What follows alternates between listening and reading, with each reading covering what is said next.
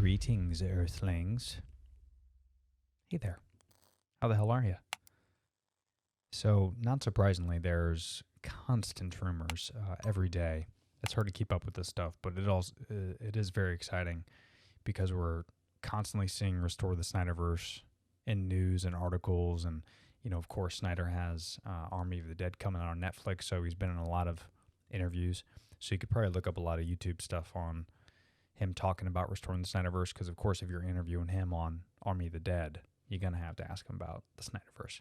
So there's a couple things where I was in an interview on Jake's Takes, and I'll leave the link in the description of all this, but there's a nice little article from ScreenRant.com where he talks about WB's aggressively anti-Snyder attitude.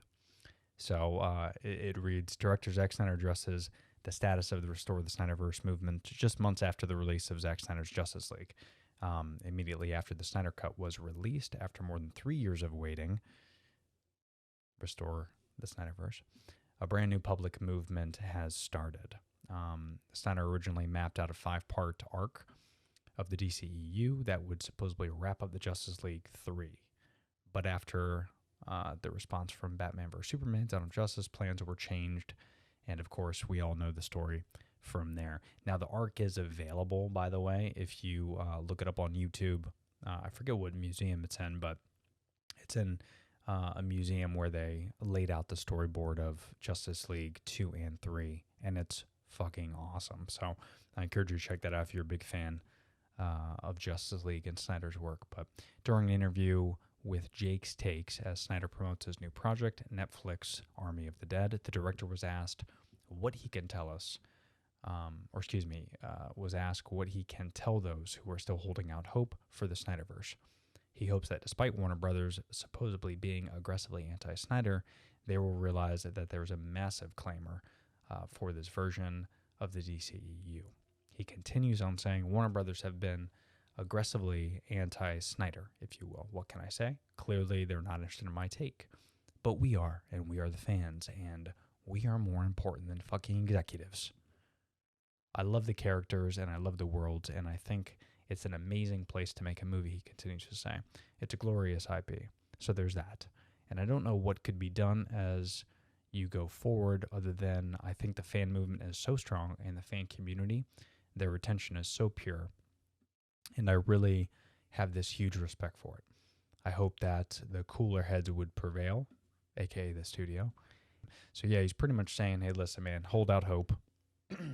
It's possible. Anything's possible. I mean, of course, no one thought that the Snyder Cut would be released, but because of the fan movement, it happened. So I say we stay pressing on, and we continue to blow this thing up. I mean, after all, if you look at like, I'm looking at all this other stuff as well. So, I mean, there's this great article from officialcharts.com, and Zack Snyder's Justice League scoops a 3rd consecutive week at #1 on the UK's official film chart. So, we did a quick little blast on this a few weeks back, but now here we are, May 12th, right? And it's 3 consecutive weeks of being #1, the most streamed movie. So it's like, obviously, Zack Snyder's Justice League, it has legs. It's got momentum. I don't know. It's interesting. And then, of course, you hear about J.J. Abrams' reboot. We did a video on that as well. I'll leave those descriptions. I think Zack Snyder's on board the reboot. There's even an article from comicbook.com that I was reading. That's on here too. But, he said in this, he goes, my feeling is that I love J.J. Abrams. I love what he's done in the past. I'm really interested to see what happens with the Superman, kind of his take. It's a bold and cool and probably long overdue move, but I love Henry Cavill Superman. He's my Superman, Zack Snyder says in this article. So you can read through everything that's going on with Ray Fisher, kind of talk shit about how Warner Brothers in the studio and Joss Whedon in particular has treated the actors and actresses. So, Ray Fisher thinks this is something along the lines of like they're trying to do a publicity stunt, creating this black Superman. And, there's so many great takes on Superman. The 2 of them in particular, if you follow the comics, are a black Superman, but they're not Clark Kent. It's a different universe. It's a different world.